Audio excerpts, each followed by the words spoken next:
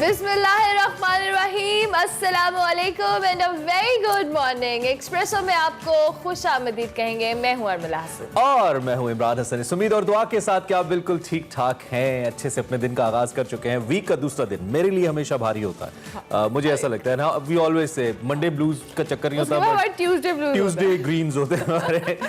लेकिन ये कि उम्मीद है कि आपका अच्छा दिन स्टार्ट हुआ है, नहीं तो कर लीजिए और मस्बत सोच के साथ कीजिए।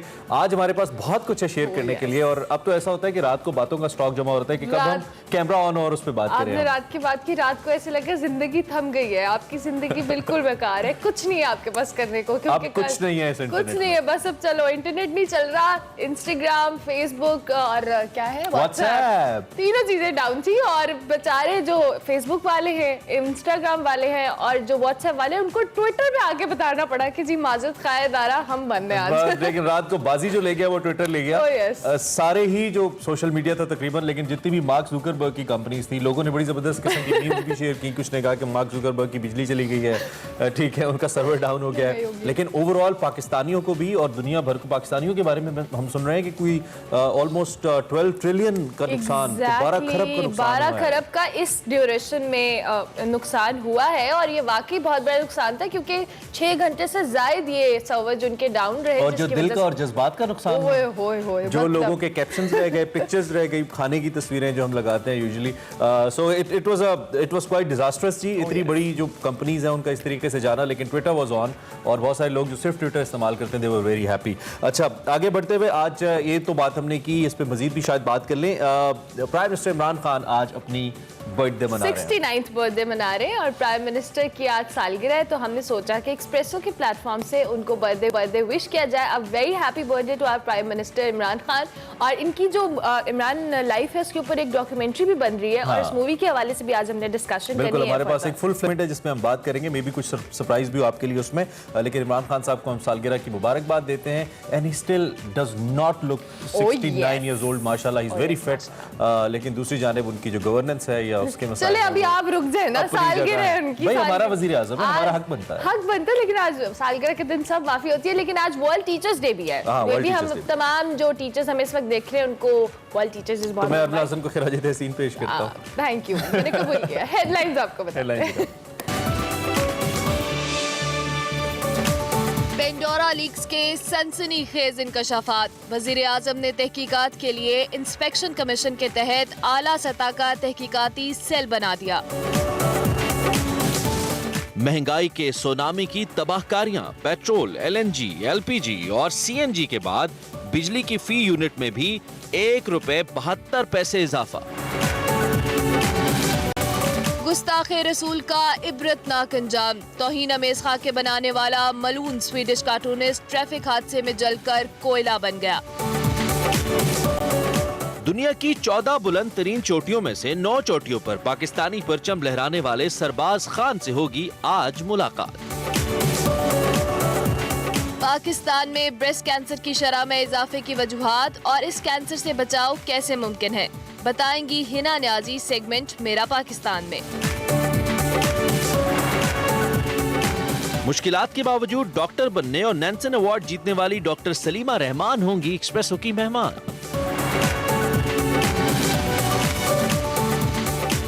बच्चों की साइंस में अदन दिलचस्पी, मुजरिम कौन, वजूहात जानिए सेगमेंट साइंस इन टेक में। और वजीर आजम इमरान खान ने जिंदगी की 69 बहारें देख ली। इमरान खान की जिंदगी पर बनने वाली दस्तावेजी फिल्म पर खुसूसी तौर पर बात होगी। हेडलाइंस आपने जानी, अंदाजा हो गया होगा शो में बहुत कुछ है, लेकिन अभी आपको बताएंगे आज की बड़ी खबर।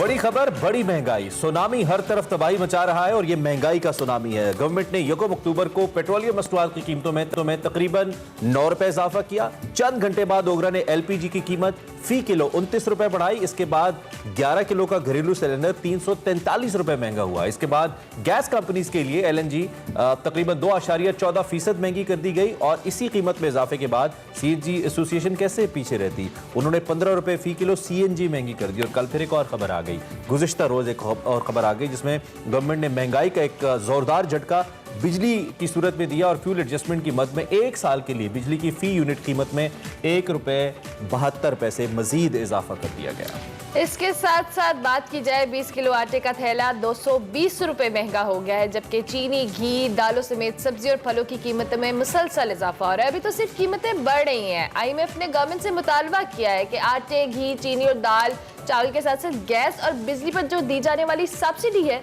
उसको भी खत्म किया जाए। और इसी माह IMF और गवर्नमेंट के दरमियान मुज़ाकरात भी होने जा रहे हैं। अगर गवर्नमेंट IMF के मुतालबात पर अमल करेगी तो ही $1 अरब कर्ज की अगली किस्त मिलेगी। ताहम गुज़िश्ता रोज इस्लामाबाद में वज़ीर आज़म ने कामयाब पाकिस्तान प्रोग्राम का इफ्तिताह किया और आलमी महंगाई से मवाजना करते हुए बताया कि दुनिया में तेल की कीमत 100% बढ़ी है, जबकि पाकिस्तान में सिर्फ 22% इजाफा किया गया। और इस वक्त दुनिया में तेल पैदा करने वाले 19 ममालिक के सिवा पाकिस्तान में पेट्रोल और डीजल की कीमत सबसे कम है। और साथ साथ ये भी बताया कि गंदम की कीमत में 37% इजाफा हुआ और पाकिस्तान में सिर्फ 12% कमी बढ़ाई गई। और चीनी की कीमत में 40% इजाफा हुआ, गवर्नमेंट ने सिर्फ 21% कीमत बढ़ाई है। और इमरान खान साहब ने यह भी वाज़ेह किया कि महंगाई से गरीबों की तकालीफ का एहसास है।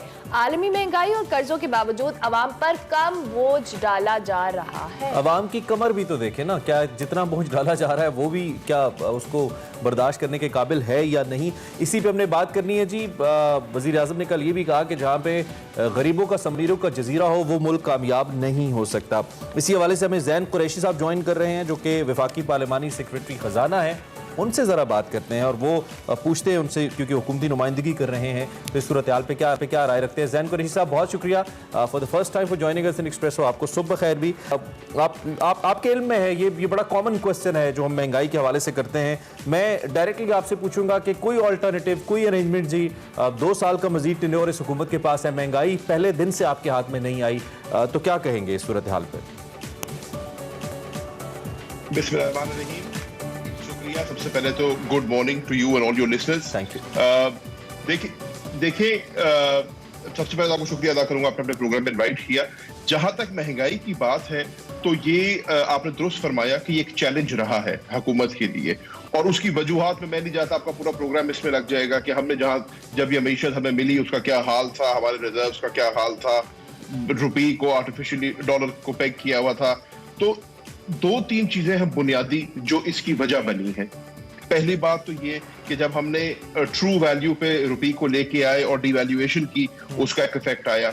दूसरा, एक बहुत मेन चीज जो हम डिस्काउंट कर देते हैं कि एक अनप्रेसिडेंटेड इवेंट जो है वो हुआ है जिसको कोविड-19 कहते हैं, एक पेंडेमिक हुआ है। उस पेंडेमिक से पूरी दुनिया के अंदर महंगाई में इजाफा हुआ है, पूरी दुनिया के अंदर इन्फ्लेशनरी इफेक्ट आया है, जिसकी वजह से आपकी रोजमर्रा की अशिया की जरूरत की चीजों में जो है इजाफा हुआ है। ये इंपोर्ट लेड महंगाई है। जो चीजें, जाहिर है हम डॉलर खर्च करते हैं चीजें खरीदने के लिए, जो चीजें हमने इंपोर्ट की हैं जिसमें से तेल सबसे बड़ी इंपोर्ट है हमारी, वो ऑटोमेटिकली बढ़ी है और तेल के बढ़ने से हर चीज के ऊपर एक इन्फ्लेशनरी इम्पैक्ट आया है। लेकिन जहां अभी मैं आपका इंट्रो सुन रहा था और इंट्रो में आप दुरुस्त फरमा रहे थे कि गरीब की कमर की सकत कितनी है, इसका हमें बावर एहसास भी है, वजीर आजम का भी है, लेकिन हुकूमत की कितनी कुव्वत है इसका भी हमें एहसास होना चाहिए। और हर वजीर आजम चाहेगा कि मुल्क में तेल की कीमत कम हो, और इस हुकूमत ने उसके ऊपर एक पूरी कोशिश भी की है। Just to give you figures कि इस रीजन में अभी भी पाकिस्तान में सबसे सस्ता तेल मिल रहा है। और आपने खुद जैसे बताया, वजीर आजम ने कहा कि जो 19 ममालिक हैं जो ऑयल प्रोड्यूसिंग कंट्रीज कहलाती हैं, यानी कि जिन ममालिक में से तेल निकलता है, उनसे हट के पाकिस्तान में आज भी सबसे सस्ता तेल है। अब आलमी मंडी के अंदर तेल की कीमत को हम कंट्रोल नहीं कर सकते, वो तो आलमी मंडी ने डिटरमिन करना है। हम उसके अंदर जो फैक्टर कंट्रोल कर सकते थे वो ये था कि गवर्नमेंट की लेवी कितनी होती है, गवर्नमेंट उसके ऊपर टैक्स कितना लेता है। तो उसमें मैं आपको सिर्फ इतना बता दूं कि 65% से कॉस्ट ऑफ फ्यूल बढ़ा है, लेकिन हुकूमत ने उसको सिर्फ 16.3% बढ़ाया है। और बाकी सारा जो ये लॉजिकली ये बातें when it comes two numbers obviously मुझे भी समझ आती हैं, आप आ रहे हैं वो बात ठीक है, आम शहरी को समझ। 127 रुपए तारीख का सबसे महंगा फ्यूल है। एक तो ये था कि फ्यूचरिस्टिक अप्रोच हमारी ये हो सकती थी कि हम कोई ऐसा अरेंजमेंट रखते कि बहुत प्राइस हाइप होनी है तो हम उसका कोई अरेंजमेंट रखते। दूसरा, पिछले काफ़ी अरसे से हम एक टारगेटेड सब्सिडी की टर्म सुनते आ रहे हैं। आपके जो मायरीन मईशत आपके साथ काम करें वो भी ये बात करते हैं, लेकिन उसका अभी कोई ना तो हमें स्ट्रक्चर नज़र आता है और ना प्रैक्टिकली उसकी एक्सेस लोगों तक नज़र आती है। और अब वो चीनी या वो चीज़ें जो आप यूटिलिटी स्टोर्स पे क्लेम करते हैं कि कंपैरेटिवली मार्केट से सस्ती हैं, उनकी क्वालिटी पे सीरियस क्वेश्चंस उठ रहे हैं। वो लोग जो वहाँ पे जाते हैं वो ये बात करते नज़र आते हैं। तो बेसिकली मैं जानना ही चाह रहा हूँ कि मैकेनिज्म क्या है जैन कुरैशी साहब, कहीं कुछ उम्मीद तो दिलाएं लोगों को। महज दूसरे ममालिक के साथ कंपैरिजन कर देना तो काफ़ी नहीं होगा। अच्छा सर, पहली बात तो आप कह रहे हैं उसका मैकेनिज्म रख देते हैं। आप मेरे से बेहतर समझते हैं कि ऑयल जो है फ्यूचर में खरीदा जाता है, उसकी आप ऐसी सच कंटिजेंसी प्लानिंग कर नहीं सकते। जो हम कर सकते थे वो हमने किया है, विच इज एक्सक्यूज मी, जो पीडीएल है हमारा, जो हम लेवी लेते हैं उसके ऊपर, उसको हमने 75% कम किया है। जो सेल्स टैक्स है उसको हमने 23% कम किया। आई जो हुकूमत की कंट्रोल में चीजें हैं वो हमने की कोशिश की है ताकि हम अवाम को कोई रिलीफ दे सके। आपके इल्म में है ओगरा जो है सजेस्ट करता है सजेस्टेड प्राइस ऑयल की, और वजीर आजम ने पिछली तीनों ओगरा की सजेशन को रिजेक्ट करते हुए, उन समरीज को रिजेक्ट करते हुए आवाम के ऊपर जितना, वही वाली बात आ गई, हुकूमत की कितनी सख्त है बर्दाश्त करने की, आवाम की कितनी सख्त है बर्दाश्त करने की। हुकूमत की जितनी सख्त थी उसको मदद रखते हुए हमने उसके ऊपर सब्सिडी दी है, और इंशाल्लाह मजीद भी हुकूमत डेली बेसिस पे कोशिश करती है कि उसको हम बेहतर कर सकें। ठीक हो गया। अच्छा जैन कुरैशी साहब, साथ साथ जिस तरह से आपने कहा गवर्नमेंट कोशिश कर रही है, और हमने देखा भी है कि मुख्तलिफ मंसूबों के जरिए जो एक अवाम है, स्पेसिफिक टारगेट अवाम, उसको रिलीफ देने की कोशिश भी की जा रही है। लेकिन इस सारी महंगाई में जो सबसे ज्यादा जिस पे इम्पैक्ट आया है वो मिडिल क्लास और सफेद पोश तबके पे आया है। आप किस तरह से उस तबके को रिलीफ देने के लिए प्लान कर रही है गवर्नमेंट, क्योंकि ऑब्वियसली जो लो लेवल पे वहां पे तो मंसूबों के जरिए रिलीफ दिया जा रहा है। देखिए, उसके अंदर भी क्योंकि इस हुकूमत की और इस वजीर आज़म का विजन ये रहा है कि हमने आवाम के लिए रिलीफ पैदा करना है, तो जो इंटरनेशनल मार्केट्स हैं, जो इंटरनेशनल रेट्स उसको हम कंट्रोल नहीं कर सकते। और पहले क्या होता रहा है हमारी मईशत में या हमारे बजट्स में, हमने हमेशा ट्रिकल डाउन इफेक्ट का इंतजार किया है कि हम हुकूमत जो है ऊपर से कोई सब्सिडी देगी और उसका कोई ट्रिकल डाउन इफेक्ट नीचे तक आएगा। लेकिन ये पहली हुकूमत है और ये पहला बजट था जिसके अंदर हमने टारगेटेड सब्सिडीज देने की कोशिश की है, और जिसको हम कहते हैं हमने बॉटम्स अप अप्रोच ली है। वो बॉटम्स अप अप्रोच क्या है? वो बॉटम्स अप अप्रोच ये है कि हमने उन सेगमेंट्स ऑफ सोसाइटी को फोकस करने की कोशिश की है जो लोअर स्ट्रेटा है, या जिसको आप कह लें जो इस मुल्क में 40 से 50-60 लाख लोवेस्ट घर है। ये हमने कैसे किया है? ये हमने अपनी स्कीम्स के थ्रू किया है, कामयाब नौजवान के थ्रू। कल प्राइम मिनिस्टर ने कामयाब पाकिस्तान का लॉन्च किया है। Thank you. कामयाब पाकिस्तान। जी बहुत शुक्रिया, थैंक यू वेरी मच आपके मौक़िफ़ के लिए। आपने अपना मौक़िफ़ हम तक पहुंचाया। गवर्नमेंट की क्या स्ट्रैटेजी है महंगाई के ऊपर, ज़्यादा हम बात इसलिए नहीं करते चूँकि ये डायरेक्टली आवाम से रिलेटेड है, आवाम की जेब और बजट से। आपको बेहतर पता है कि रिलीफ किस हद तक मिल रहा है आपको। अभी हम ब्रेक लेंगे, ब्रेक के बाद हाजिर होंगे। आप देखते रहिए एक्सप्रेस।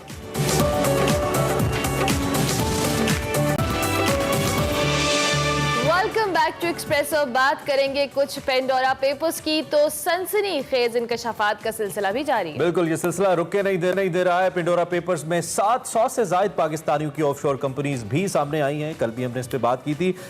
इन पेपर्स के आने के बाद वजीर आजम ने पेंडोरा पेपर्स का खैर मकदम करते हुए तहकीकात का ऐलान किया था। एक ट्वीट किया था, आपको याद होगा, प्राइम मिनिस्टर ने। गुज़िश्ता रोज इसी हवाले से हुकूमत का अमली इक़दाम भी सामने आया है। इस्लामाबाद में वज़ीर आज़म की ज़ेर सदारत एक अहम मुशावरती इजलास हुआ जिसमें वफाकी वज़रा और अटॉर्नी जनरल पाकिस्तान ने पेंडोरा पेपर से मुतल्लिक़ जो इब्तदाई रिपोर्ट है वो पेश की, और मुशावरत के बाद वज़ीर आज़म ने इस पेंडोरा लीक्स की तहकीकात के लिए प्राइम मिनिस्टर इंस्पेक्शन कमीशन के तहत 3 रुकनी एक आला सतह का सेल बना दिया है। और वज़ीर कानून को सेल के TOR बनाने की हिदायत भी कर दी गई है। वफाकी वज़ीर इत्तलात फवाद चौधरी ने अपने ट्विटर पैगाम में बताया कि सेल पेंडोरा में शामिल तमाम अफराद से जवाब तलबी करेगा। ऑफशोर कंपनियों के कानूनी होने या ना होने की जांच पड़ताल करके रिपोर्ट वज़ीर आज़म को पेश भी करेगा, जिसके बाद वज़ीर आज़म कार्रवाई के अहकामात जारी करेंगे। वज़ीर मुमलिकत बराए इत्तलात फ़ारूक हबीब कहते हैं कि तहकीकात के बाद अगर पब्लिक होल्डर्स का ऑफशोर असासा गोशवारों में जाहिर नहीं करती तो करप्शन का केस नैब को भिजवाया जाएगा, जबकि मनी लॉन्ड्रिंग की सूरत में FIA मामला देखेगा, जबकि टैक्स चोरी का केस FBR के पास जाएगा। और इससे पहले हम बात करें पनामा लीक्स की, तो इसमें शरीफ खानदान के अफराद के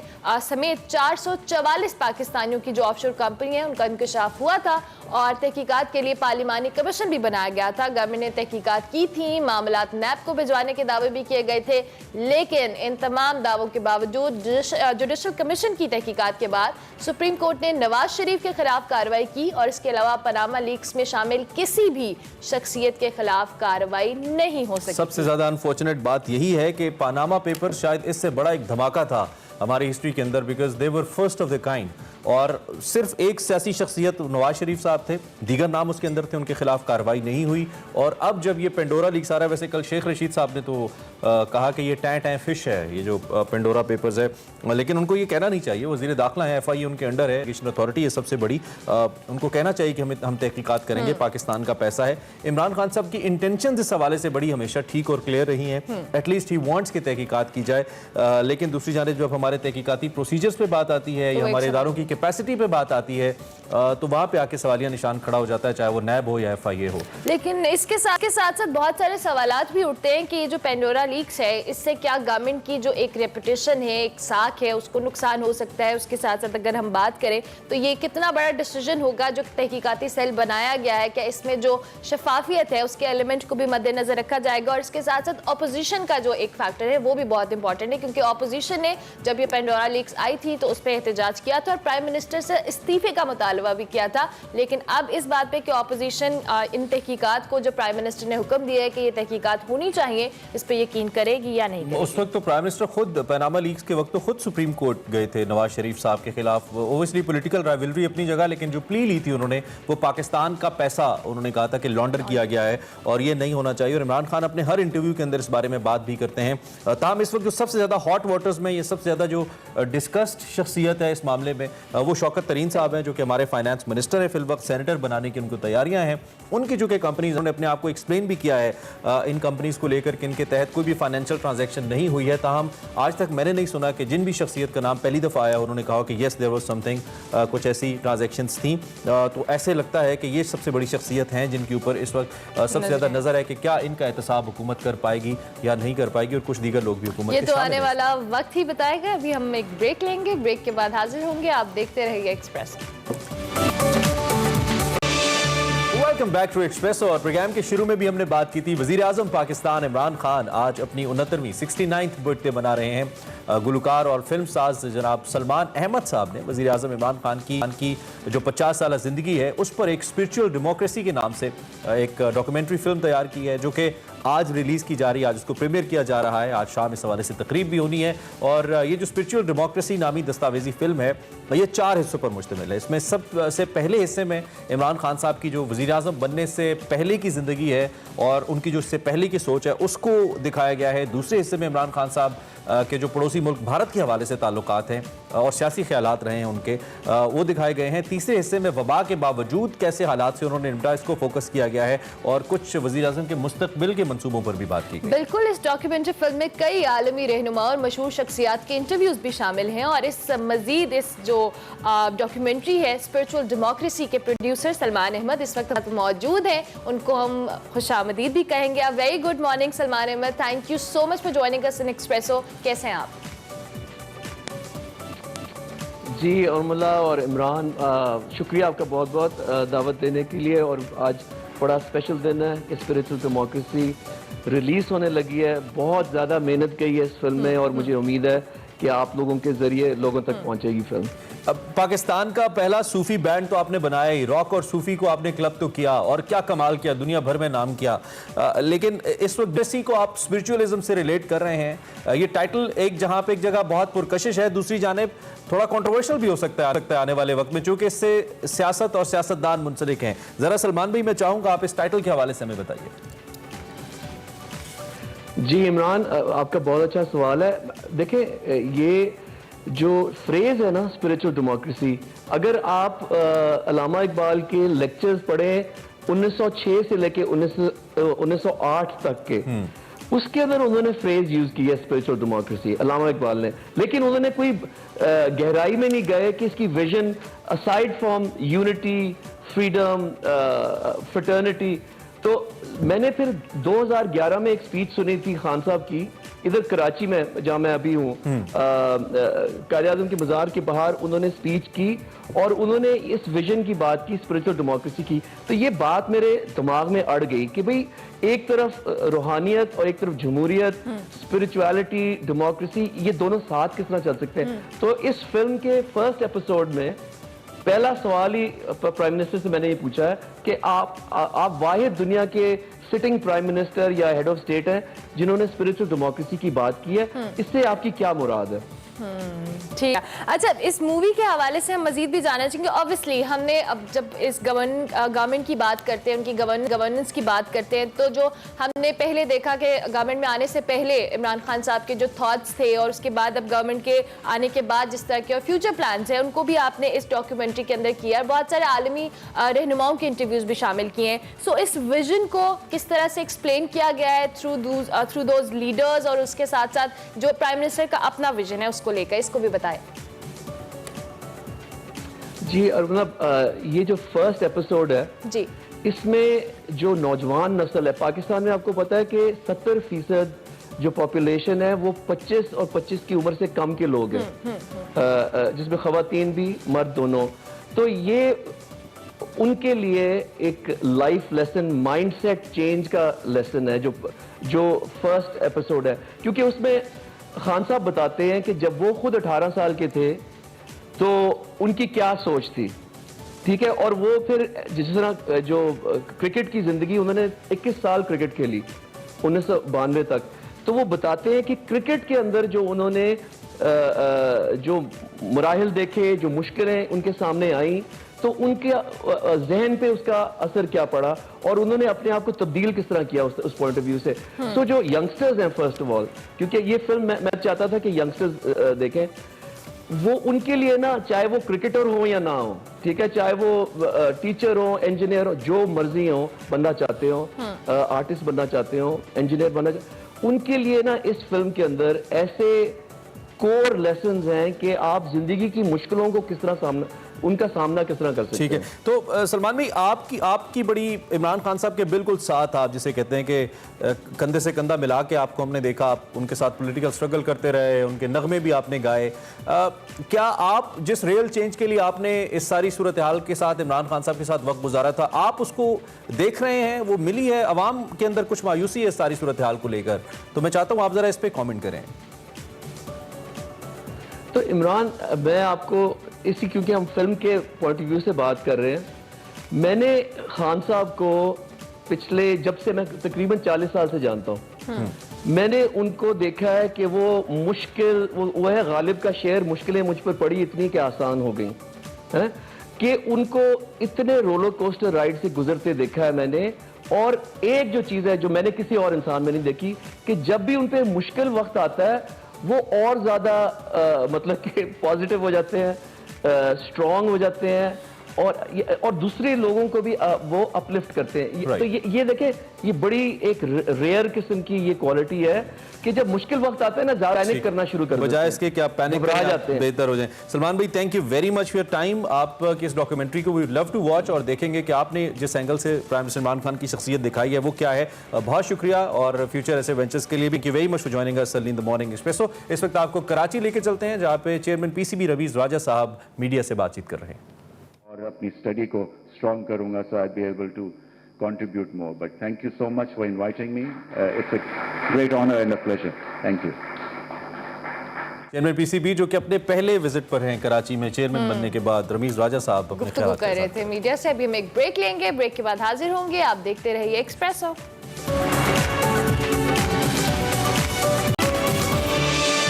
वेलकम बैक टू एक्सप्रेसो। आज पाकिस्तान समेत दुनिया भर में वर्ल्ड टीचर्स डे मनाया जा रहा है।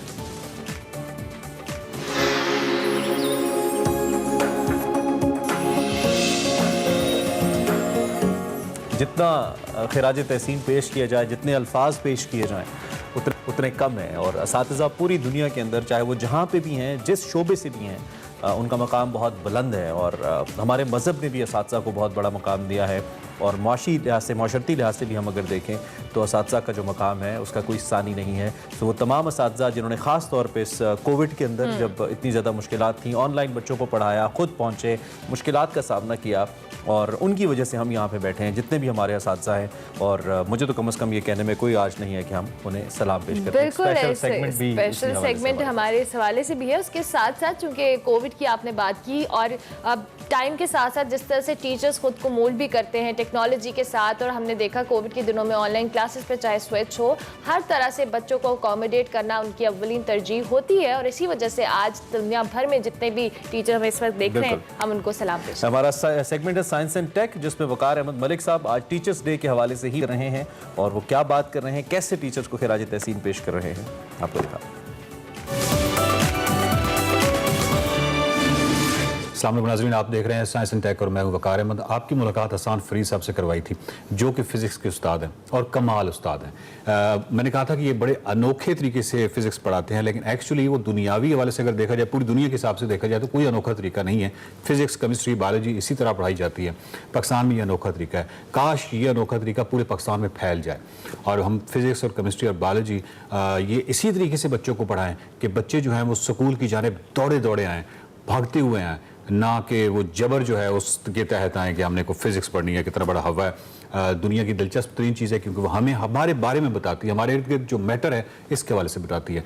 हसन फरीद साहब, थैंक यू वेरी मच, आपने दोबारा हमें ज्वाइन किया। Thank you. ये बताइए कि अभी आजकल आपकी एक्टिविटी बेस्ड लर्निंग, यानी हमने पिछले सेगमेंट में उसमें बात की थी, मज़ीद आप क्या कर रहे हैं? हम एक्टिविटी बेस्ड लर्निंग में हम लोगों ने पहले 1-2 सीजन्स किए। साइंस सेंस के नाम से हमने जो है ना वो पंजाब ग्रुप ऑफ कॉलेजेस के प्लेटफॉर्म से एक सीज़न किया, जिसमें हम टोटली जो है ना वो एक 20 मिनट्स का सेगमेंट होता था, और उसमें हम एक्टिविटी बेस के ज़रिए जो है बच्चों को समझाते थे। फिर हमने सोचा कि हमारे यहाँ कुछ बच्चे ऐसे भी हैं जो मेरी तरह बहुत ज़्यादा नालायक हैं, उनके लिए 20 मिनट भी इवन ज़्यादा होते हैं, चाहे आप एक्टिविटी बेस ही क्यों ना करवा रहे हो। तो फिर हमने सोचा कि हम क्यों ना स्मार्ट लर्निंग मुतारिफ करवाएं। तो अब हम लोगों ने पीजीसी के प्लेटफॉर्म से स्मार्ट लर्निंग मुतारिफ करवाई, जिसमें हम किसी भी कॉन्सेप्ट को 2 से 3 मिनट के अंदर एक्सप्लेन करते हैं, पूरा कॉन्सेप्ट, ताकि मेरे जैसे बच्चे जो बिल्कुल पढ़ाई से भागते हैं उनको भी समझ में आ जाए। ठीक है। और आपका रिजल्ट क्या मिला है? वो 100% वो कॉन्सेप्ट समझे? बहुत बहुत अमेजिंग रिजल्ट है। बच्चे मतलब पता चला है कि इस चीज़ की कितनी डिमांड है हमारी सोसाइटी के अंदर। ज़बरदस्त ज़बरदस्त ज़बरदस्त। तो कुछ ऐसा जो कि यहाँ पे, हाँ जी, आज मैं इससे पहले कि इस साइड पे मेरा एक सवाल अभी एक और ज़हन में आया कि कॉस्मोलॉजी के वाले से भी, या यानी जो यूनिवर्स है उसके वाले से भी आप कुछ कर रहे हैं? बिल्कुल बिल्कुल। अभी बल्कि एक मेरी रिसेंटली एक जो है ना वो वीडियो बहुत वायरल हुई, और वो basically main frontiers of physics थे, जिसमें मैंने 3 मिनट में कायनात जो पूरी हमारी ऑब्जर्वेबल यूनिवर्स है, जो सबसे बड़ी चीज़ है बेसिकली आप समझ लें, और जो क्वार्क दूसरे एंड पर, या बल्कि स्ट्रिंग्स जो बिल्कुल आप एक्सट्रीम उससे एक्सट्रीम दोनों एक्सट्रीम में मैंने 3 मिनट का सफ़र करवाया। अरे वाह वाह। तो हम लोगों ने ये पीजीसी के प्लेटफॉर्म से ये भी हम लोगों ने एक्सपीरियंस किया, और ये बहुत एनिमेशन के थ्रू, और वो इतनी ज़बरदस्त, इतनी मज़े की, लोगों को इतनी ज़्यादा पसंद आई कि इवन मैं भी नहीं एक्सपेक्ट कर रहा था कि इतना ज़्यादा अच्छा जो है ना उसका रिस्पॉन्स हो सकता है। तो अभी आज हम जो मैं बताया था कि 2 मिनट में हम किसी भी कॉन्सेप्ट को समझ सकते हैं, और वो आज जो कॉन्सेप्ट है वो है centre of gravity. Centre of gravity मैं यूं समझ ले के कहता हूं कि एक हर बॉडी में एक मैजिकल पॉइंट होता है, एक ऐसा पॉइंट होता है जिस पर किसी भी ऑब्जेक्ट को बैलेंस किया जा सकता है। मिसाल के तौर पर ये मेरे पास एक सर्कल है, तो ये इसका सेंटर ऑफ ग्रेविटी मैंने मार्क किया हुआ है। तो जब मैं यहाँ पर इसको सपोर्ट देता हूँ तो इस सपोर्ट पर मैं इसको ऑलमोस्ट केयरफुली बैलेंस कर सकता हूँ। ठीक। तो यहाँ पर ये इसका क्योंकि सेंटर है, ठीक है, तो यहाँ से इसको हम इसको सेंटर ऑफ ग्रेविटी का नाम देते हैं। यहाँ पर भी आपको दिखेगा कि ये भी बेसिकली सेंटर ऑफ ग्रेविटी है इसका। ठीक है, तो हम थोड़ा सा इसको इसके सेंटर पर बैलेंस कर सकते हैं कोशिश करके, लेकिन जरूरी नहीं कि हर चीज़ का सेंटर ऑफ ग्रेविटी सेंटर पे ही हो। यानी हम सेंटर ऑफ ग्रेविटी एक ऐसी चीज़ है जिसको अपनी मर्जी के मुताबिक शिफ्ट कर देते हैं, और बिल्डिंग्स की खूबसूरती के लिए हम अक्सर ये करते हैं। कुछ ऐसी बिल्डिंग्स होती हैं जिनको लगता है कि यार ये कैसे गिर क्यों नहीं गई, और उसमें पीसा टावर भी है और इस तरह की चीज़ें हैं, तो वो बेसिकली उनका सेंटर ऑफ ग्रेविटी शिफ्ट हो जाता है। और जब सेंटर ऑफ ग्रेविटी शिफ्ट हो जाता है तो हम अनएक्सपेक्टेड चीज़ें कर सकते हैं। फॉर एग्जाम्पल आप अपनी उंगली ऐसे कीजिएगा, अब जैसे ही मैं यहाँ पर इसको रखता हूँ तो आप सोच होंगे किसी एक तरफ गिर जाएगा। Exactly. आपको बैलेंस करने की जरूरत नहीं, वो खुद ही अपने आप को बैलेंस करेगा। यहाँ भी एक सवाल ये पैदा होता है कि जो मैथ्स है, जनरली हम देखते हैं कि मैथ्स का जो ऑफ कोर्स जो सेंटर होता है उसी में जो सेंटर ऑफ ग्रेविटी होता है, तो ये किस तरह शिफ्ट होता है? ये शिफ्ट कैसे होता है? जब हम किसी सेंटर ऑफ ग्रेविटी को किसी खास जगह पर शिफ्ट करना चाहते हैं ना, तो हम उस तरफ मैस ज्यादा कर देते हैं। मैस ज्यादा, आपने नोट किया होगा उसकी जो चोंच है वो ज्यादा मैसिव है। ठीक है, तो इस वजह से उसका सेंटर ऑफ ग्रेविटी, आम लोग सोच रहे होंगे शायद ये इस ऑब्जेक्ट का सेंटर ऑफ ग्रेविटी यहाँ करके होगा सेंटर में, लेकिन उसका शिफ्ट कर दिया हम लोगं ने उसकी चोंच में। इस वजह से आप इसको ऐसे रखेंगे तो ये स्टेबल सारा मैस जो है आपने साइड पे किया। और ये सेंटर ऑफ ग्रेविटी आप देखते हैं ये बहुत अहम है। यानी कभी आपने देखा होगा कि वो लोग जो सर्कस में रोप वॉकर होते हैं, जो रस्सी के ऊपर चलते हैं, तो उनके बारे में ख्याल होता है कि यार ये गिर क्यों नहीं रहे। ये बड़ा कॉमन क्वेश्चन है, उसके बड़े आंसर्स दिए जाते हैं। तो हम क्योंकि ABL करेंगे तो हम हवाई बातें नहीं करेंगे, हम सर्कस वाला बंदा लेकर आएंगे और हम आपको बताएंगे कि वो क्यों नहीं करा। अब यहाँ पर आप देख रहे हैं 2 हैवी मैसेज हैं और मैंने कहा मैसेज को मैनिपुलेट करके हम सेंटर ऑफ मास को या सेंटर ऑफ ग्रेविटी को शिफ्ट कर सकते हैं। इसका सेंटर ऑफ ग्रेविटी ना इसकी ये जो टांग है इसके बिल्कुल नीचे है। अच्छा, यानी अगर आप यहाँ पर सपोर्ट दें तो आप देखेंगे कि ये यहाँ पर बैलेंस हो जाएगा। और ना सिर्फ बैलेंस होगा, जरा देखिए अगर मैं इसको थोड़ा सा डिस्प्लेस करूं, ये दोबारा वापस रीगेन कर लेगा अपनी पोजीशन। ये स्टेबिलिटी है इसकी। और यही नहीं चाहिए बेसिकली सर्कस वाले रोप वॉकर को। यानी उसको सिर्फ एक लम्हे के लिए अपने आप को स्टेबल नहीं करना, बल्कि उसको अपने आप को स्टेबल करना है, चाहे हवा चले चाहे रस्सी थोड़ी इधर उधर हो। जितने भी रोप वॉकर हैं उनके हाथ में वो जो चीज देखते हैं, वो जो बेसिकली उन्होंने हैवी उन्होंने सेंटर ऑफ ग्रेविटी जो है अपने पाँव के नीचे शिफ्ट किया होता है। जितना सेंटर ऑफ ग्रेविटी नीचे जाता है ना, उतनी स्टेबिलिटी बढ़ती है। ये सिंपल रूल है। कमाल कमाल कमाल कमाल, जबरदस्त जबरदस्त। तो ये थोड़ा सा इसके हाँ, ये मैं इसलिए बताता हूँ कि हम लोग आमतौर पर यूनिवर्स के बारे में ये समझते हैं कि लाइक चीज़ें जैसे रैंडमली हो रही हैं। जब तक साइंस एटलीस्ट डिस्कवर नहीं हुई थी तो हमारा यही ख्याल था कि शायद चीज़ें रैंडमली हो रही हैं। और ये बाद में हमें पता चला कि नहीं, चीज़ों में एक तरतीब है। ऐसा लगता है जैसे हर चीज़ किसी ना किसी रूल को, सेट पैटर्न को, प्रिंसिपल्स को फॉलो कर रही है। तो वो ऑर्डर इतना एक्सट्रीम है कि आप देखें कि वो ऑर्डर ब्रेक नहीं होता। मिसाल के तौर पर ये मेरे पास एक इंस्ट्रूमेंट है, इसे न्यूटन्स क्रैडल कहते हैं। आप इसमें देख रहे हैं कुछ बॉल्स हैं। मैं अगर यहाँ पर देखता हूँ कि जब 2 बॉल्स टकराती हैं तो कितना इंपैक्ट जनरेट होता है, क्या इसके पीछे भी कोई प्रिंसिपल है या बस रैंडमली चीजें चल रही हैं, कभी ज्यादा इंपैक्ट हो गया कभी कम इंपैक्ट हो गया। तो देखते हैं इस इंस्ट्रूमेंट की मदद से। तो मैं जब एक बॉल यहाँ पर रखता हूँ तो आप देखते हैं कि इस एक बॉल का जो इंपैक्ट है वो आगे एक बॉल को भेजता है। ठीक है, ऐसे लग रहा है कि कोई लॉ है इसके पीछे। बिल्कुल। अच्छा, अगर मैं इसकी जगह 2 बॉल्स करूं तो आपकी प्रेडिक्शन क्या है? शायद जनरली तो ये होनी चाहिए कि तीनों को आगे जाना चाहिए, या लेकिन देखें अगर 2 बॉल्स हैं तो 2 ही आगे जा रहे हैं। यानी 2 बॉल्स 3 को हिट करती है तो 2 ही आगे भेजती हैं। तो ऐसा लग रहा है जैसे 2 का 2 के साथ रिलेशन, 1 का 1 के साथ रिलेशन, कोई लॉ, कोई कानून है इसके पीछे। तो 3 के साथ क्या होगा? एग्जैक्टली मैं यही पूछने लगा था। तो ये खुद ही आपके जहन में सवाल आ गया कि 3 होगा तो क्या होगा। अब आपकी प्रेडिक्शन क्या होगी कि यार 3 है, इंपैक्ट ज्यादा है, तो आगे 2 ज्यादा ऊंचाई तक ले जाएंगे ज्यादा एनर्जी से। लेकिन जरा देखिए कुछ अमेजिंग होगा। मैं ही समझता हूँ कि हमारा और आपका गुफ्तगू का जो सिलसिला है वो इसी तरह जारी रहना चाहिए। और हम डेफिनेटली कॉस्मोलॉजी पे बात करेंगे कि किस तरीके से बच्चों को पढ़ाया जा सकता है। ये बहुत सारी चीज़ें जो है वालिदैन के लिए घर में बैठ के जो होम स्कूलिंग वाले बच्चे हैं उनके लिए बहुत ज़रूरी हैं। और हम यूनिवर्स पे बात करेंगे। और आप हमारे हाथ आ ही गए हैं तो हमने मतलब आपको छोड़ना नहीं है। हमने बहुत, ये नहीं आप ये समझिए कि हम आपके शागिर्द हैं। बहुत बहुत शुक्रिया हसन फरीद साहब, थैंक यू वेरी मच। नाजरीन देखते रहिए science in tech. Welcome back to Expresso. चूंकि अक्टूबर का महीना ब्रेस्ट कैंसर अवेयरनेस के हवाले से होता है, पिछले साल भी हमने कोशिश की थी जब हमारे शो का आगाज़ भी है उसके फ़ौरन बाद, चूंकि ये अवेयरनेस का मंथ स्टार्ट हुआ था, एक्सप्रेसो ने इस प्लेटफॉर्म से अवेयरनेस के लिए कैंपेन भी चलाई थी। और इस साल भी चूंकि अक्टूबर का महीना स्टार्ट हो चुका है और ब्रेस्ट कैंसर के हवाले से चूँकि पाकिस्तान उन ममालिक में से जहाँ सबसे ज़्यादा केसेज रिपोर्ट होते हैं और इस हवाले से अवेयरनेस की भी कमी है। तो आज का हमारा स्पेशल सेगमेंट भी इस सिलसिले की पहली कड़ी है जिसमें हम ब्रेस्ट कैंसर के हवाले से हिना नियाज़ी ने एक सेगमेंट रिकॉर्ड किया है, मेरा पाकिस्तान, आपको वो दिखाते हैं।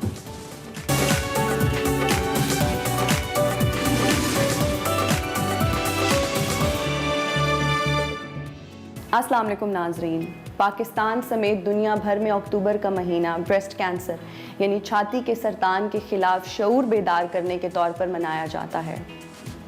बदकिस्मती से हर साल पाकिस्तान में तकरीबन 40,000 से ज़ायद ख़वातीन ब्रेस्ट कैंसर में मुब्तला हो जाती हैं और बर वक्त तशख़ीस ना होने की सूरत में वो मौत के मुंह में चली जाती हैं।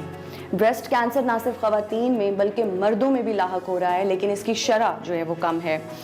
बहुत सारी ऐसी ख़वातीन हैं जो इस बीमारी के बारे में बात नहीं करती, बात करने में आर महसूस करती हैं, बर वक्त तशखीस नहीं हो पाती, इलाज नहीं हो पाता, जिसकी वजह से वो जान की बाजी हार बैठती हैं। आज हम बात करेंगे ब्रेस्ट कैंसर के बारे में, ये है क्या, इससे किस तरह से बचा जा सकता है। आइए चलते हैं।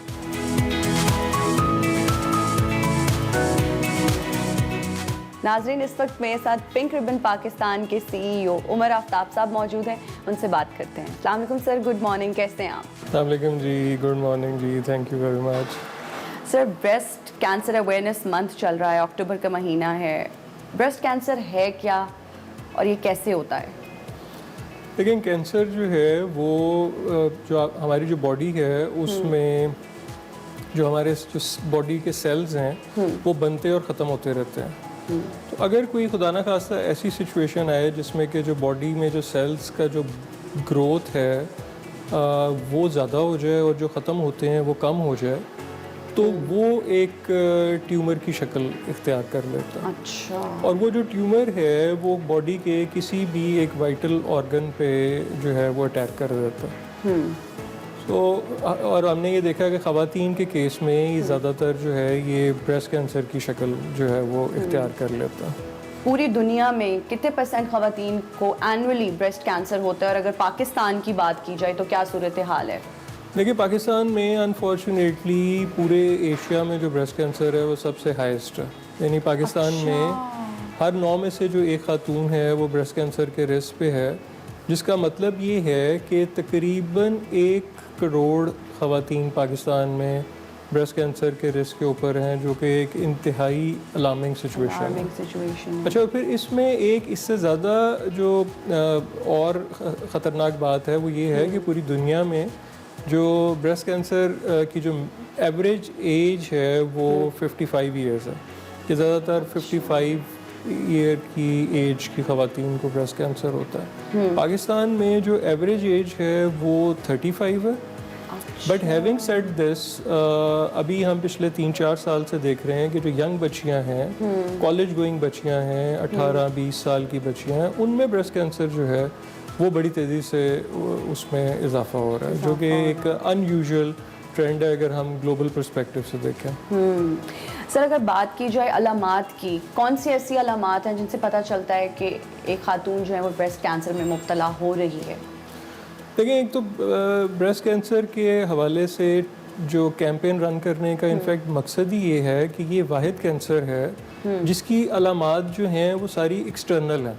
अच्छा। यानी कि ये मतलब जिस्म से बाहर इसकी अलामात होती हैं। बाकी जितने कैंसर हैं वो बॉडी के अंदर ग्रो करते हैं, और अगर कोई हादसाती पता लगे तो पता लगे, पता चलता है, वरना पता ही नहीं चलता। पता लगता। अच्छा, ब्रेस्ट कैंसर में जो इसकी जो सिंपल जो सिम्टम्स हैं जिनमें ये है कि जी छाती के किसी हिस्से पे या बगल में जो है वो अगर कोई गिल्टी बन जाए, फिर उसके अलावा जो छाती की जो स्किन है उसके ऊपर कोई रैशेस पड़ जाएं, उसके ऊपर कोई डिम्पलिंग हो जाए, या ये कि छाती से कोई डिस्चार्ज जो है वो शुरू हो जाए। ठीक है सर, वजूहात क्या हैं अगर हम बात करें ब्रेस्ट कैंसर की? तो बिल्कुल, एक तो ये कि जो बड़ी मतलब स्टैंडर्ड ये है कि जी अगर आपकी कोई फैमिली हिस्ट्री है और ओवरवेट होना।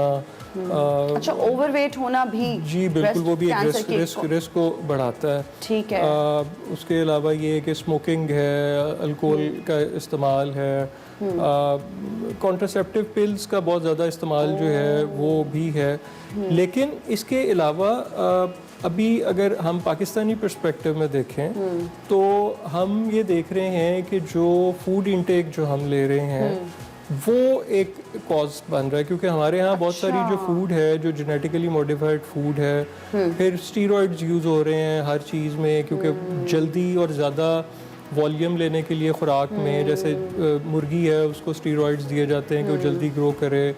बहुत सारी ऐसी प्रिजर्वेटिव्स, एडिटिव्स, कलर्स जो बहुत सारी हमारी फूड में इस्तेमाल हो रहे हैं, फूड कलर, वो जी बिल्कुल, प्रिजर्वेटिव्स भी बहुत सारे कि जी ये फूड को वो लंबे अरसे तक वो सही रहेगी, एक्सपायर नहीं होगी, खराब नहीं होगी। बिल्कुल। तो अब ये सारी चीज़ें जो हैं ये FDA ने और वेस्ट में आइडेंटिफाई करके बहुत अरसे से जो है इनको बैन कर दिया हुआ है, और वो प्रूवन है कि वो कैंसर कॉजिंग है। लेकिन आज भी अगर आप बहुत सारे हमारे यहाँ चीज़ें उठाएंगे तो उनके ऊपर वो जो इंग्रेडिएंट्स है वो अभी भी यूज़ हो रहे हैं। 40% जो कैंसर है वो प्रिवेंटेबल है लाइफस्टाइल चेंज से। अच्छा। अगर हम आज के दिन अपनी खुराक को ठीक कर लें, हम जो मेंटल हेल्थ है उसके ऊपर तवज्जो दें, क्योंकि मेंटल हेल्थ भी खुराक के साथ उतनी इम्पॉर्टेंट है। आपका जो स्ट्रेस है वो आपकी इम्यून सिस्टम को वीक करता है, आपका इम्यून सिस्टम वीक होगा, आपके ऊपर बीमारियां जो हैं वो अटैक करती हैं। और फिर फिजिकल एक्टिविटी। सर आपने बात की खुराक की कि अपनी खुराक अच्छी करें, तो सर आपको लगता है कि हमारे यहाँ पर कुछ ऑर्गेनिक या खालिस चीज़ें अब उस तरह से दस्तयाब हैं जो पहले वक्तों में हुआ करती थी? देखिए, एक तो ये है कि हमें खुद एफर्ट करनी पड़ेगी। जैसे अब किचन गार्डनिंग की बात है, तो ये बहरहाल अपनी सेहत के लिए खुद कुछ कोशिश करनी पड़ेगी। लेकिन अगर आप चंद साल पहले देखें तो हमारी जो दादियाँ नानियाँ जो हैं वो बहुत सारा कुछ घर में खुद करती थी। आई थिंक थोड़ा सा हमें अपनी सेहत की वजह से इस पर अच्छा। दूसरा फिर ये है कि ये बिल्कुल ठीक है, ये एक चैलेंज है, तो इसीलिए पिंक रिबन जो है वो एक हमने एक कॉल फॉर एक्शन जो है वो अनाउंस किया है, जिसमें कि हम कुछ रिकमेंडेशंस गवर्नमेंट को दी हैं हमने, जिसमें कि बिल्कुल हम ये गवर्नमेंट के साथ ये बात कर रहे हैं कि एटलीस्ट ऐसी चीज़ें जो ऑलरेडी दुनिया में बैन हैं, जो प्रूवन हैं कि जो कैंसर कॉजिंग हैं, कम से कम हम उनको तो डेफिनेटली अर्लीस्ट पॉसिबल जो है यहाँ पे भी उनको बैन कर सकते हैं जी। ये जो फीमेल हेल्थ के लिए, क्योंकि ख़वातीन में हार्मोनल इम्बैलेंस क्रिएट करते हैं। अच्छा, वो जो हार्मोनल इम्बैलेंस है वो एस्ट्रोजन लेवल जो है उसको इंक्रीज कर देता है, और जो एस्ट्रोजन है वो डायरेक्टली लिंक्ड है ब्रेस्ट कैंसर से। डॉक्टर साहब, अगर हम मेमोग्राफी की बात करें, मुझे ये बताइए कि किस एज में एक लड़की जो है शी कैन ऑप्ट मेमोग्राफी, या वो मेमोग्राफी करा सकती है, क्योंकि एक सर्टेन एज भी कहा जाता है कि इस एज में आप मेमोग्राफी करा सकते हैं। लेकिन जो अर्ली डायग्नोसिस के लिए जो स्टेप्स हैं उनमें एक तो ये कि 16 इयर्स की एज से एक बच्ची जो है वो अपना सेल्फ एग्जामिनेशन करे, यानी कि अपनी छाती का वो खुद मुआयना करे। ठीक है। और वो एक बिल्कुल उसके सिंपल स्टेप्स हैं, उसने खड़े होके करना है, लेट के करना है, शीशे के सामने करना है। तो उससे ये होगा कि उसको कोई भी चेंज होगी तो उसको पता लग जाएगा कि कोई चेंज इस तरह की जो है वो शुरू हो रही है। तो ये तो एक सिंपल चीज़ है, इसके लिए ना कहीं बाहर जाने की ज़रूरत है, ना किसी डॉक्टर के पास जाने की ज़रूरत है। 30 इयर्स की एज से कोई 2 साल में एक दफ़ा क्लिनिकल एग्जामिनेशन करा लिया जाए, कि किसी डॉक्टर से, किसी फीमेल डॉक्टर से, गायनेकोलॉजिस्ट से क्लिनिकल एग्जामिनेशन जो है वो करवा लिया जाए। ठीक है। और फिर ये कि 40 इयर्स की एज से 2 साल में एक दफ़ा मेमोग्राम, जो कि एक एक्सरे है, वो जो है वो रिकमेंडेड है। इसमें फिर अगर कोई अर्ली एज में भी कोई ऐसे सिम्टम्स आते हैं या कोई और फैमिली हिस्ट्री है तो अर्ली भी मेमोग्राम करवाया जा सकता है, लेकिन वो डॉक्टर की रिकमेंडेशन पे होता है।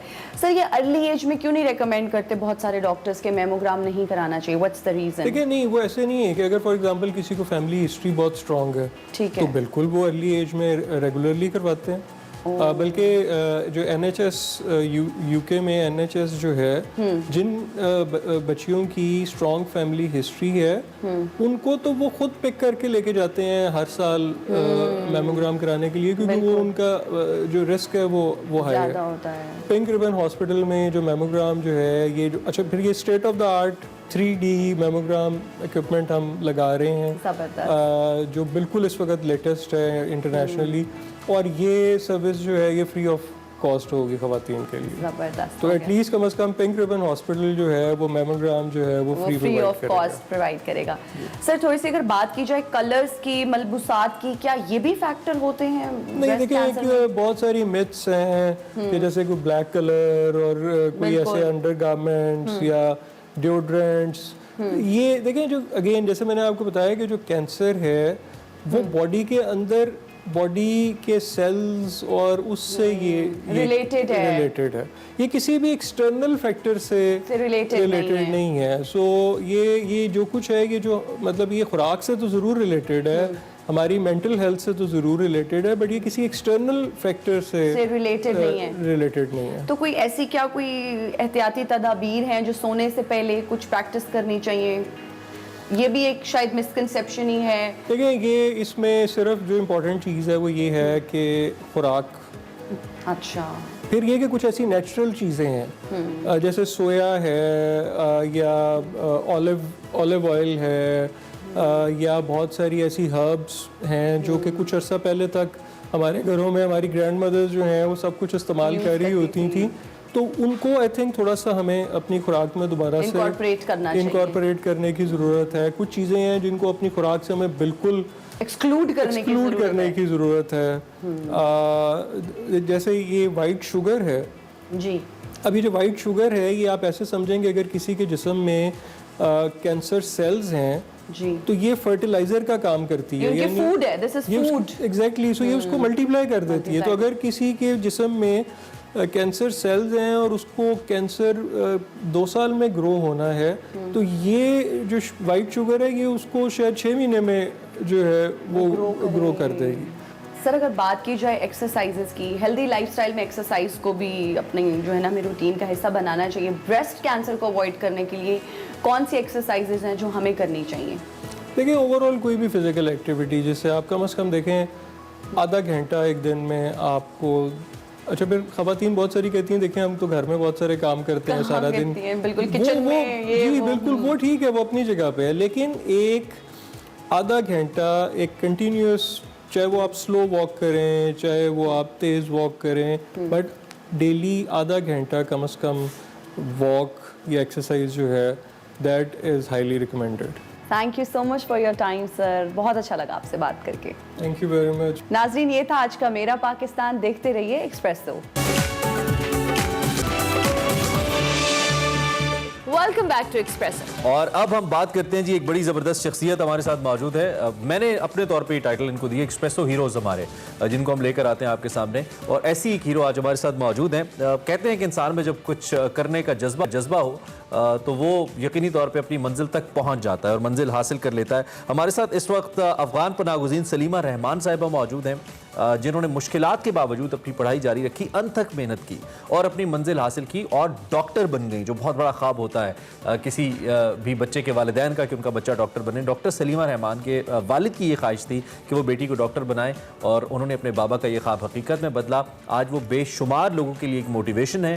डॉक्टर सलीमा रहमान को इस साल अक़वाम मुत्तहिदा का जो इदारा है बराए पनाहगुज़ीन UNHCR, आपको मालूम है, उसने अफगान महाजरीन और मकामी लोगों को गैर मामूली मदद करने पर एशिया में जो नेल्सन रिफ्यूजी अवार्ड है उससे डॉक्टर सलीमा को नवाजा है। बिल्कुल, नेल्सन अवार्ड हर साल मुख्तलिफ खित्तों में मौजूद ऐसे महाजरीन को दिया जाता है जो मुश्किलात के बावजूद मकामी लोगों के अलावा महाजरीन के लिए भी जो गिरा कदर खिदमात है वो सर अंजाम देते हैं। डॉक्टर सलीमा रहमान को कोविड की वबा के दौरान हॉली फैमिली हॉस्पिटल रावलपिंडी और अफगान महाजरीन के लिए गैर मामूली खिदमात फराहम की, और इसी हवाले से, इस अवार्ड के हवाले से हम बात करेंगे। डॉक्टर सलीमा रहमान हमारे साथ मौजूद है, उनको हम वेलकम करेंगे। Thank you so much doctor Salima and congratulation for this award. और आप क्या कहेंगी, कैसा लग रहा है? तो आप लोगों का बहुत शुक्रिया जो आप लोगों ने मुझे अपने इस प्रोग्राम में शिरकत की, और ये मेरे लिए बहुत एक एजाज़ की बात है। मेरी तो महाजिर होने की हैसियत से लेकर डॉक्टर बनने तक का जो सफ़र था वो काफ़ी ज़्यादा चैलेंजेस से भरा हुआ था, और इस सिलसिले में जो है काफ़ी ज़्यादा मुझे मुश्किलात का भी सामना करना पड़ा।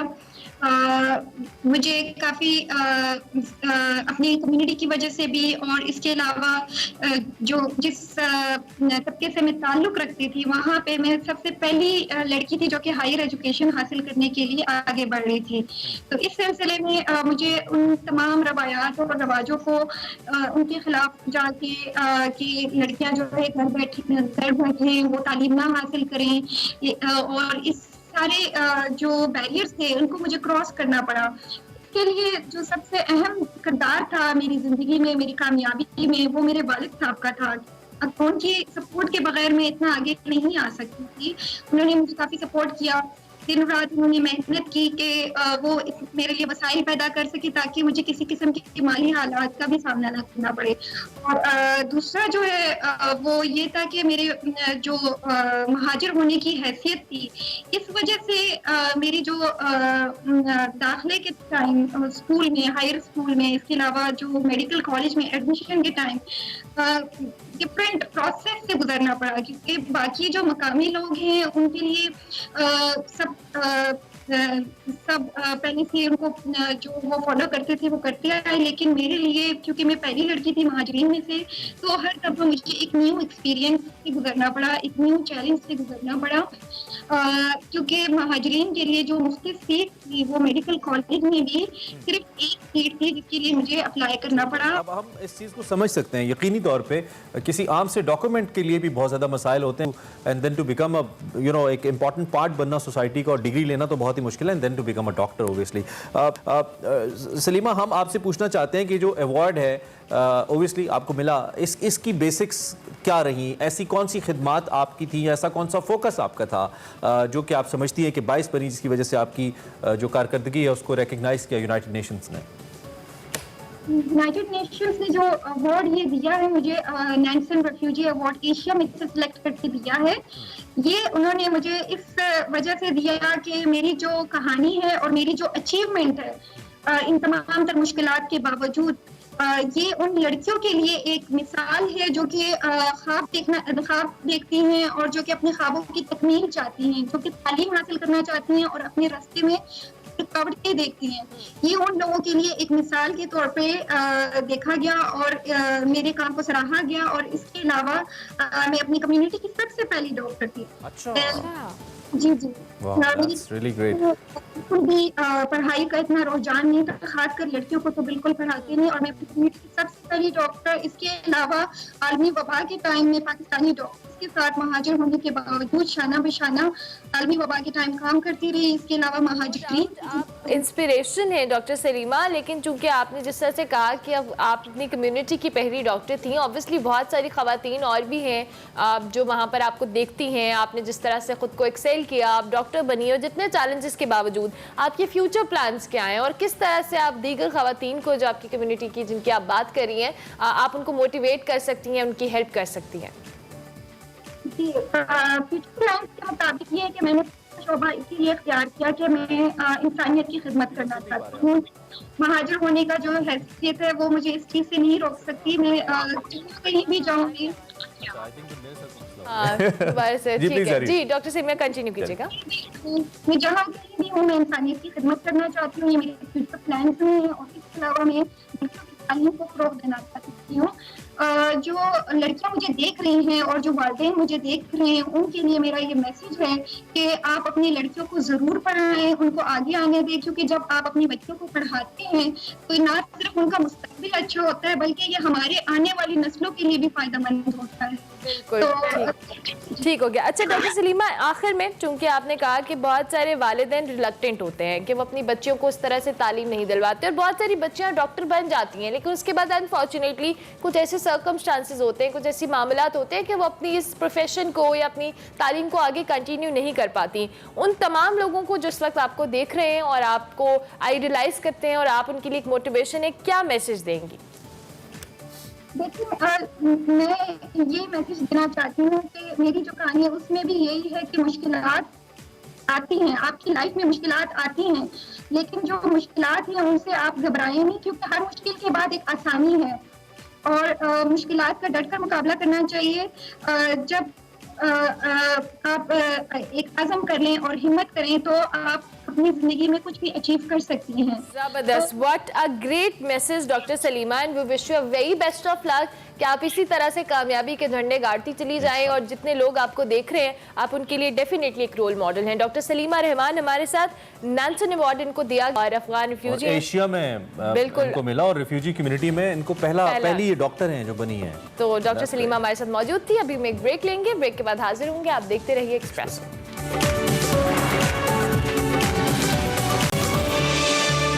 में एक बार फिर से खुशामदीद। जिक्र हुआ चाहता है हमारे पसंदीदा टॉपिक क्रिकेट का। मैं वैसे बहुत ज्यादा इंतजार कर रहा हूँ 24 अक्टूबर का, लेकिन उस पर हम बाद में बात करेंगे। फिल वक्त रमीज राजा साहब newly appointed chairman Pakistan cricket board धुआंधार किस्म की प्रेस कॉन्फ्रेंसेज और दौरे कर रहे हैं, और उनका एक बड़ा ज़बरदस्त सा दौरा इस वक्त कराची का जारी है। अब से कुछ देर पहले हमने आपको लाइव अपडेट भी किया था, वो स्टॉक एक्सचेंज में भी मौजूद थे।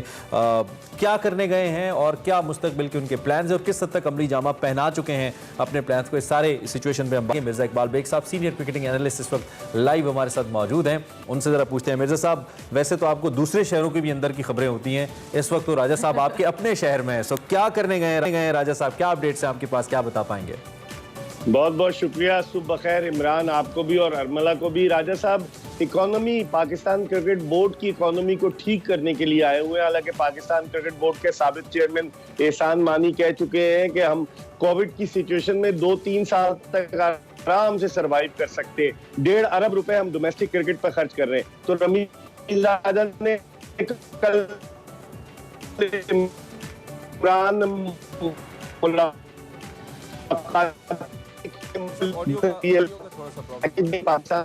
आज चेंज भी गए। उसके अलावा उन्होंने डिस्कस किया है नेशनल स्टेडियम कराची के नजदीक जो एक 5 होटल बनाया जाए, पीसीबी की जगह है। ये आइडिया 17 साल पुराना है, लेकिन अभी तक कुछ नहीं हुआ। तो मैं समझता हूँ कि अब भी बहुत सारी चीजें होनी है। रमीज आए हैं, मीडिया के साथ आया, वो इंटरेक्ट करेंगे या नहीं करेंगे, क्योंकि लाहौर में तो उन्होंने धुआंधार प्रेस कॉन्फ्रेंस की थी।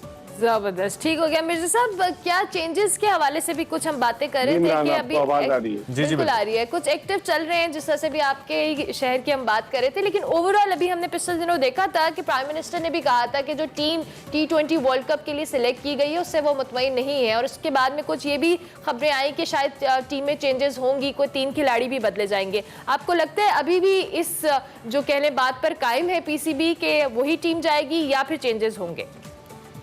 अरमला, मुझे नहीं लग रहा। टीम के जाने में तकरीबन 1 हफ्ते या 10 दिन का वक्त रह गया और जो नेशनल T20 कप लाहौर में जिसके मैचेस हो रहे हैं 2 दिन के आराम के बाद कल से दोबारा शुरू होगा। और एक खबर ये आई है कि पाकिस्तान क्रिकेट बोर्ड ने उन खिलाड़ियों को जो 15 रुकनी स्क्वाड में शामिल है, उन्हें कहा है कि वो 2 दिन बाद भी ज्वाइन कर सकते हैं ताकि वो अपनी फैमिली के साथ वक्त गुजार सके। तो इसका क्या मतलब है? अब तक इनको अनाउंस कर देना चाहिए था। 3 अक्टूबर कहा गया था कि 3 अक्टूबर तक टीम में तब्दीलियां होंगी, लेकिन आज 5 अक्टूबर हो गई है, अभी तक कोई खबर नहीं आ रही कि आया टीम में तब्दीलियां होंगी या नहीं। कुछ लड़कों के सरों पर तलवार लटकी हुई है, लेकिन अब तक कोई हतमी फैसला नहीं हुआ। हो सकता है रमीज राजा कराची से वापस लाहौर जाने के बाद कोई डिसीजन ले। अच्छा, ये जो आप फाइनेंशियल मॉडल की बात करें, ये रमीज राजा साहब कौन से बोर्ड का फाइनेंशियल मॉडल फॉलो कर रहे हैं? क्या कोई बोर्ड ऐसा कर रहा है कि वो अपनी इन्वेस्टमेंट्स को किसी दीगर एक्टिविटीज में लगाए अदर देन क्रिकेट और उससे पैसे कमाए? और क्या ये वाकई आपको फिजिबल लगता है बीइंग अ क्रिकेट एक्सपर्ट? बहुत मुश्किल लगता है इमरान। दुनिया में जितने भी क्रिकेट बोर्ड्स हैं वहाँ ऐसा नहीं है। भारतीय क्रिकेट बोर्ड में अलबत्ता बीसीसीआई को जो है स्पॉन्सरशिप बड़ी मिली है, उसकी टेलीविजन राइट्स की मद में, लेकिन ऐसे आपको कौन स्पॉन्सर करेगा? आपका तो डायरेक्टर कमर्शियल रमीज राजा के साथ ही नहीं है। बाबर हामिद साहब, जिन्होंने DSR के फियास्को में इमरान अहमद खान के साथ मिलकर बड़ा वाइटल रोल प्ले किया, तो कैसे कोई पैसे देगा? मुझे लग रहा है वजीर आजम की हिदायत पर, क्योंकि अकील करीम डैडी जो है वो बड़े करीब है पाकिस्तान क्रिकेट बोर्ड के पेट्रन को, अभी उन्हें प्राइड ऑफ परफॉर्मेंस भी मिला है, वो बिजनेस कम्युनिटी में बड़े पॉपुलर है। तो हो सकता है उनकी जो एक्सपर्टीज, उनके ताल्लुकात इस्तेमाल करके बिजनेस कम्युनिटी को इस बात पर रागिब किया जाए कि वो पाकिस्तान क्रिकेट बोर्ड की फाइनेंशियल हेल्प करे। अब किस सूरत में हेल्प करते हैं ये देखना पड़ेगा। क्या कुछ शेयर खरीदते हैं या क्या होता है, और पीसीबी के कॉन्स्टिट्यूशन में क्या है ये भी देखना पड़ेगा। ओके, तो खबरें आ रही थी मोइन खान साहब और आकिब जावेद साहब जो बड़े करीबी दोस्त है रमीज राजा साहब के, उनकी पहली जब उन्होंने चार्ज लिया था जो तकरीब थी उसमें भी शामिल थे कि शायद टीम मैनेजर बनाया जा रहा है मोइन खान साहब को, और कुछ कोच बनने की भी खबरें आकिब जावेद भाई के हवाले से। तो इन खबरों में किस हद तक हकीकत है? देखिए, मेरी तो आकिब जावेद से बात हुई, मैंने उन्हें एडवांस में मुबारकबाद दी, तो वो कहने लगे नहीं ऐसी कोई बात नहीं है। मैं मिलने जरूर गया था क्योंकि वो लाहौर कलंदर्स के डायरेक्टर कोचिंग है। जहां तक मोइन खान की बात है, मोइन खान अगरचे गए थे वहां पर मिलने रमीज राजा से 13 सितंबर को, लेकिन मुझे नहीं लग रहा जिस तरह से पाकिस्तानी क्रिकेट टीम के मैनेजर मंसूर राना है, इमरान मंसूर राना बड़े करीबी आदमी है जाकिर खान के, जो बिल्कुल पर्दे के पीछे है, डायरेक्टर इंटरनेशनल, और गुज़िश्ता 21-22 बरस से वो पाकिस्तान क्रिकेट बोर्ड। तो ऐसा होगा नहीं कि रमीज जाकिर को नाराज करे। चले आकिब जावेद के हवाले से तो शायद मेरे साहब हम ना कहें, लेकिन मोइन खान साहब की मुलाकातें सिर्फ मुरव्वत में तो नहीं होती, उनकी तारीख तो ऐसी नहीं है। उनका भाई चूंकि नेशनल हाई परफॉर्मेंस सेंटर के डायरेक्टर हैं, तो उनको बचाने के लिए भी हो सकती है और बेटे के लिए भी हो सकती है। आप बहुत सारी चीजें जहन में रखें। चलें मेरे साहब, थैंक यू वेरी मच जी, बहुत शुक्रिया फॉर जॉइनिंग अस। और कुछ अंदर की बातें हमें बताने के लिए रमीज राजा चेयरमैन क्रिकेट बोर्ड इस वक्त कराची के दौरे पर हैं और खासे मुतहरिक दिखाई दे रहे हैं। अभी हम एक ब्रेक लेंगे, ब्रेक के बाद हाजिर होंगे। आप देखते रहिए एक्सप्रेस।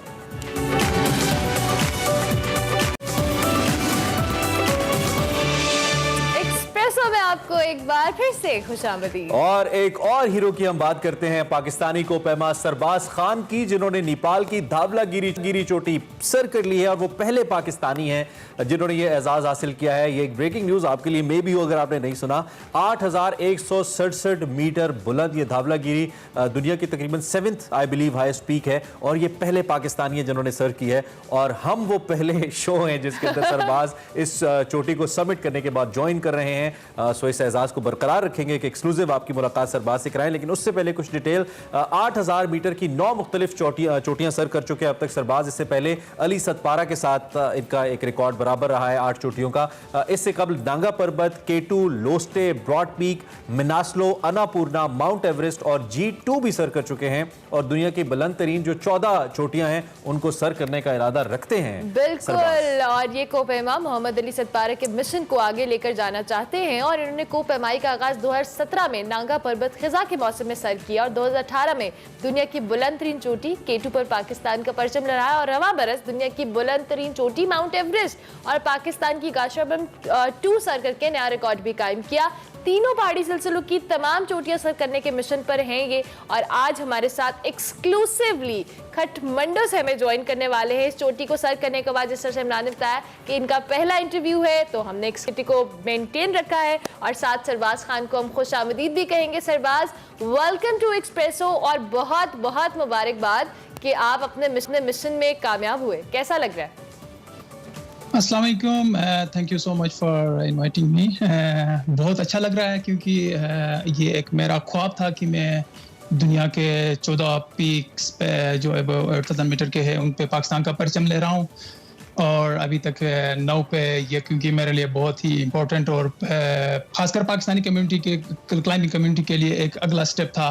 मोहम्मद अली सतपारा मरहूम जो कि मेरे उस्ताद भी थे, उसके एक्सीडेंट के बाद हमें कोई ऐसा वो नहीं मिल रहा था, तो ये मेरे लिए एक खुशाइन बात है और सिर्फ मेरे लिए नहीं बल्कि पूरी पाकिस्तानी कौम के लिए और खासकर हमारी क्लाइंबिंग कम्युनिटी के लिए। सरबाज, सवाल तो मेरा धावलागिरी के हवाले से था, अगला मैं उसके बारे में पूछ, लेकिन चूंकि आपने अली सतपारा का जिक्र दिया तो मिस करते हैं जब आप सबमिट कर रहे होते हैं अली सतपारा को, जब कुछ ऐसा एफर्ट करते हैं, याद आते हैं आप?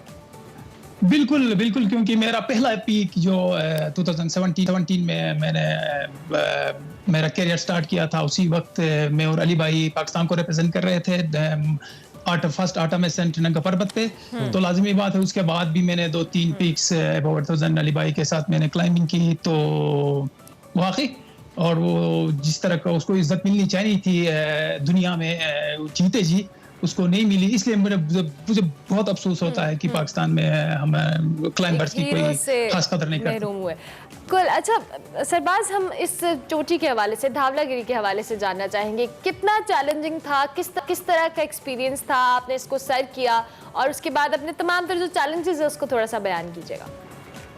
यही है कि मेरा ये इस साल का चौथा पीक था 8,000। इससे पहले मैंने अन्नापूर्णा में और अब्दुल जोशी ने समिट की, उसके बाद फिर K2 mount Everest, then G2 और 5 महीने में 4 पीक्स, वो भी मैंने 3 पीक्स विदाउट ऑक्सीजन की। तो मेरे लिए बहुत ज़्यादा टफ था क्योंकि बॉडी रिकवर जी बिल्कुल 2021 में मेरा चौथा पीक था, अन्नापूर्णा, एवरेस्ट, G2, देन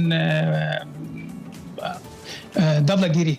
तो मेरा बॉडी रिकवर होने से पहले ही मैं आया और without oxygen, without supplementary oxygen और विदाउट शेरपा। और ख़ास बात इस धावलागिरी में क्योंकि मैं एज ए खुद फिक्सिंग टीम का मेंबर था, रॉक फिक्सिंग टीम का, तो मुझे बहुत ज़्यादा टफ लगा और बर्फ़ भी ज़्यादा पड़ी। एक दफ़ा समिट पुश के लिए गए, फर्स्ट समिट पुश के लिए, वहाँ पे हम नाकाम रहे और फिर दोबारा हम मैन पावर और 5 फिक्सर्स को लेके गए और इसी तरह कमाल बिल्कुल। आप लोगों की तो एफर्ट्स को पहले कभी लाया ही नहीं गया सामने और हमें बड़ा फख्र होता है जब आप जैसे लोगों को हम अपने शोज के अंदर लेके आते हैं, तो दिल अंदर से खुश होता है कि कुछ ना कुछ कंट्रीब्यूट कर रहे हैं हम इस गेम के लिए। मैं चाहता हूं कि आप इस पे जरा बात करें कि एक तो हम इस वक्त कोपेमाई के अंदर अपने कोपेमाओं को सपोर्ट करने के लिए कहां पे खड़े हैं। बेचारे अपनी मदद आपके तहत अली सतपारा जैसे लोग कोशिशें तो करते हैं लेकिन ऑब्वियसली स्टेट लेवल पे कोई उनकी रहनुमाई नहीं है। तो मैं चाहता हूं कि आप इस पे जरा रोशनी डालें कि हम कहां पे खड़े हैं और स्टेट को क्या किरदार अदा करना चाहिए आपकी इस गेम को सपोर्ट करने के लिए। बिल्कुल हमें सीखना चाहिए नेपाल से। नेपाल के पास अभी इतने हाइल्टीट्यूड शेरपाज है, इवन नेपाल से हायर करते हैं फॉरेन क्लाइंबर्स नेपाली शेरपों को कि हमारे पाकिस्तान के जो 5 पीक्स है उनके लिए।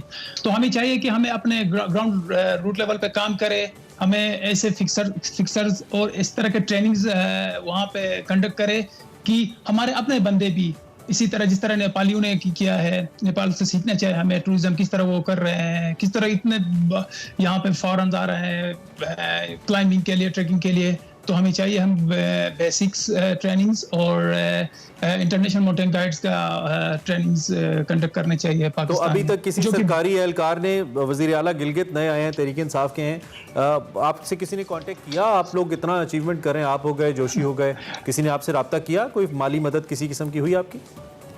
अभी तक तो मैं कह सकता हूँ जीरो भी, क्या कह सकता हूँ मैं, छोड़ो खैर। अल्लाह करे कि हमारे, सिर्फ मेरे लिए नहीं, ये मैं अगर मैं अपनी बात करूंगा तो ये मेरे लिए ये सही बात नहीं होगी। मैं पूरी क्लाइंबिंग कम्युनिटी की बात करूंगा यहाँ पे।